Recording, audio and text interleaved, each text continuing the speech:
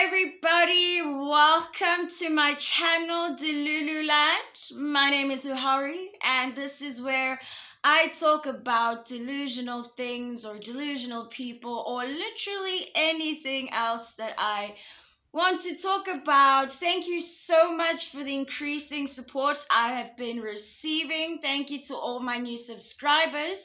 Welcome, and thank you to everybody else who's been commenting, liking, sharing, any sort of engagement. I appreciate you and I hope to entertain you with this one. Okay, without taking too long, let's just get into it. All right, battle of the century. We have a creep versus a cringe monster and or clout addict and this is a new one, clout Karen.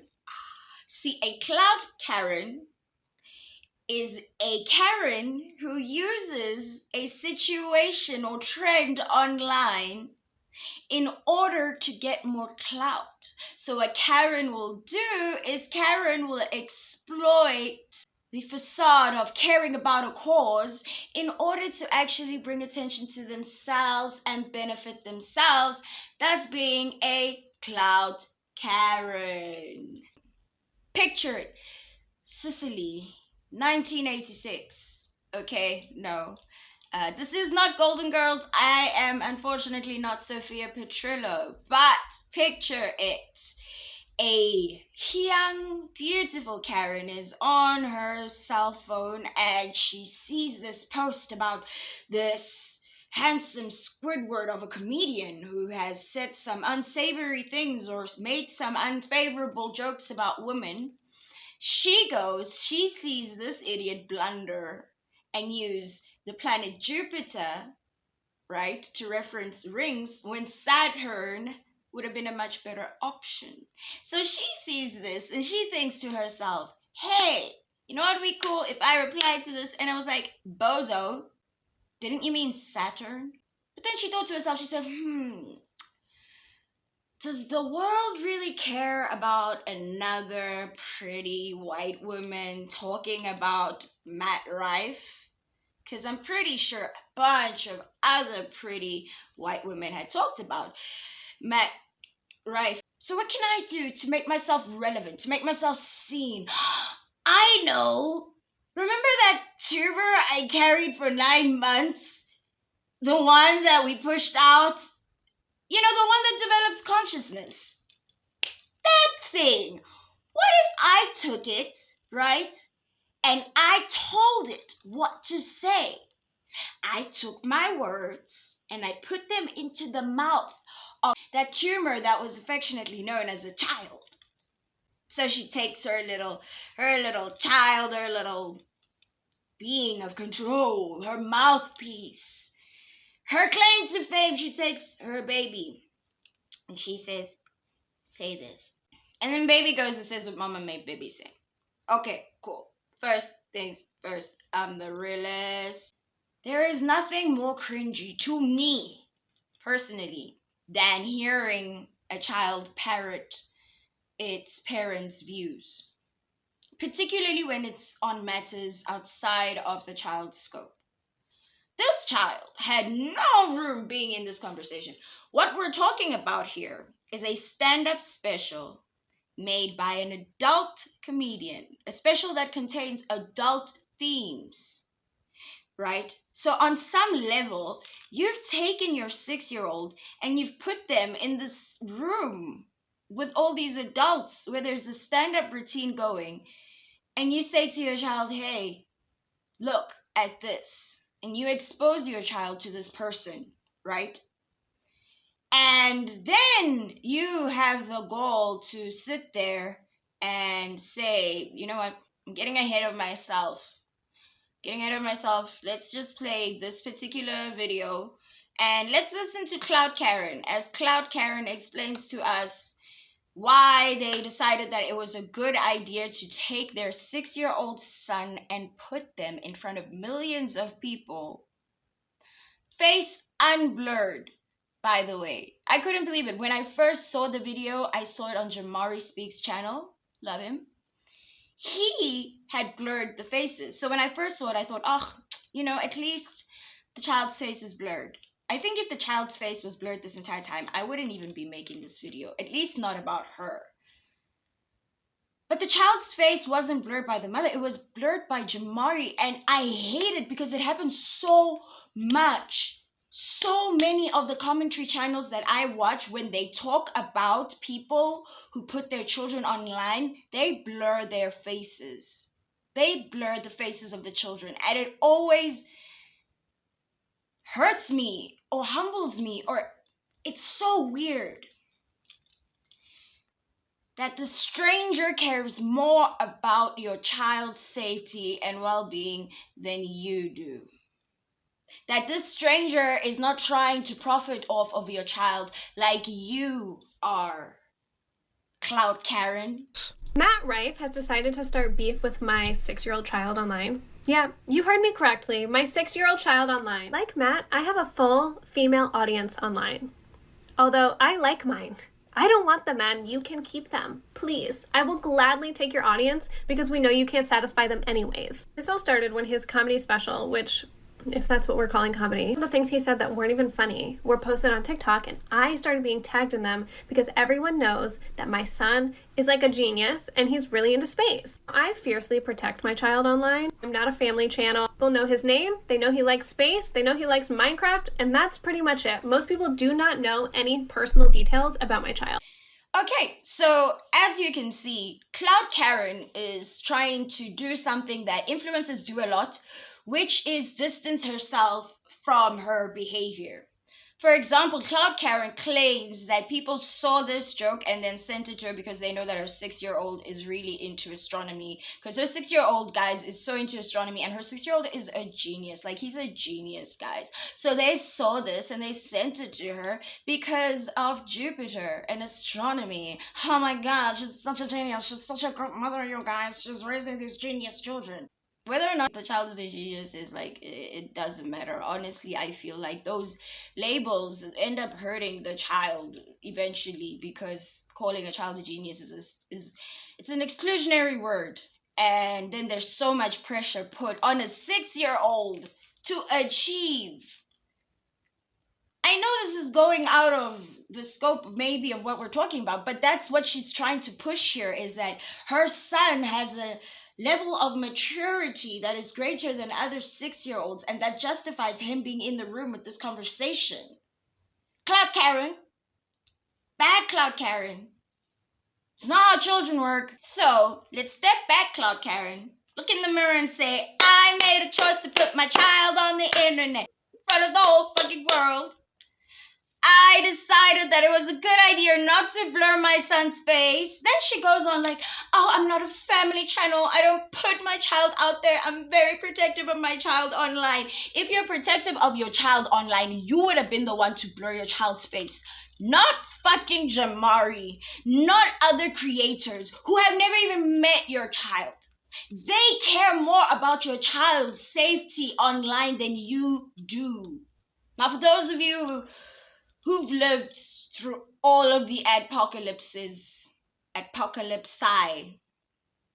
you know the terrible effect that had on the quality of the content that we get here on YouTube. But this was done because at the time, something really disgusting was happening. And that disgusting thing was that adult-like content had been shown to children under the guise of being child content. So it would be things like the Frozen twins, Elsa, and the other one, and Spider-Man. And they would be doing some really weird stuff. But it wasn't just that.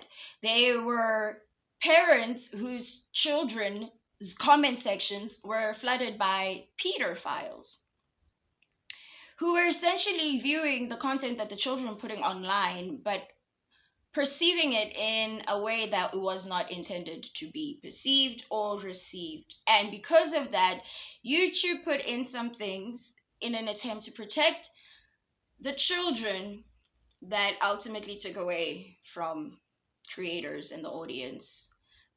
But they did that because people are dangerous. You're saying you're protecting your child online and that you're protective. But here we are, and we know your child's name. We know what your child looks like. We know your child's interests. How easy would it be for a predator to lure your child in? Just based on the information that you've given us. Children can't consent to being placed online. They just can't. I grew up in an era where my parents did take videos of us, but they were like the videos, the big chunky thing, and they came out and they were VHS. And we viewed them at home. And that's what it was. It was at home experience. And our family and our childhoods were shared with people who could be responsible with that. It wasn't commodified. This era of social media has parents feeling so entitled to their children that they say, you know what, I can decide to put all of this out there. There are literal lawsuits going on from children who were raised by parents who exploited them for online clout by revealing too much about them for online clout.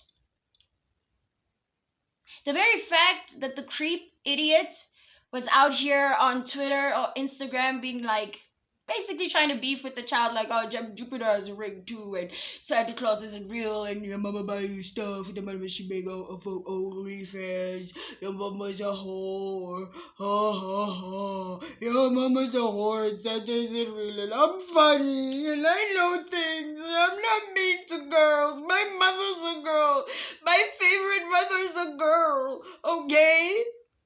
I have the DNA that comes from a woman. How dare you say I don't think girls are funny? That's why you're creepy, Matt. You're creepy because your ego is so fragile that you had the goal to be offended by the shit that Clout Karen was spewing out of the mouth of her son. The child doesn't even have social media to read this. The child doesn't even have social media, but he's all over social media. Because mommy is a cloud goblin, a cloud monster, and a cloud Karen. Attention. Now there are articles with her name on page 6. What makes me so annoyed with Clout Karen is that in the video, you can hear that this person truly thinks that nothing they did here was wrong. You're sitting there like, he's beefing with my 6-year-old. Why did you put your 6-year-old in all of our faces? This is a situation for adults with adult themes. The people who are perceiving the situation aren't the mummies and the women and the soft kind of yana cushy audience you have. It's people outside of that world. Stand-up comedy is a very, by nature, dark and adult thing. And now you decided to go, where would he have seen this? I know for sure he wouldn't have seen it on YouTube Kids, because they're working damn hard to make sure that that content doesn't cross over. You did that. You showed your son and you brought your son into the equation. I know those of you who watch true crime will know the video I'm talking about, and if I can find it, I'll link it. But there was this man, this crazy man who had been stalking this child for years online. For years. And he eventually found her address and he went there to their house looking for that child who was now 12. This man was there by their yard. They've been dealing with the FBI. The minute, the fucking second a predator sees your child and likes your child, dangerous. Back in the day, you used to be worried about some guy in a van rolling up on your kids talking about do you want some candy? And we'd all be looking for that one guy in the van. But here's the thing. Now you're showing him to millions of people. Hundreds and thousands of creeps in vans. They can come right to you. They can hack your Instagram. They can hack your Facebook. They can get your location. They can be on you like that. Maybe none of that happens.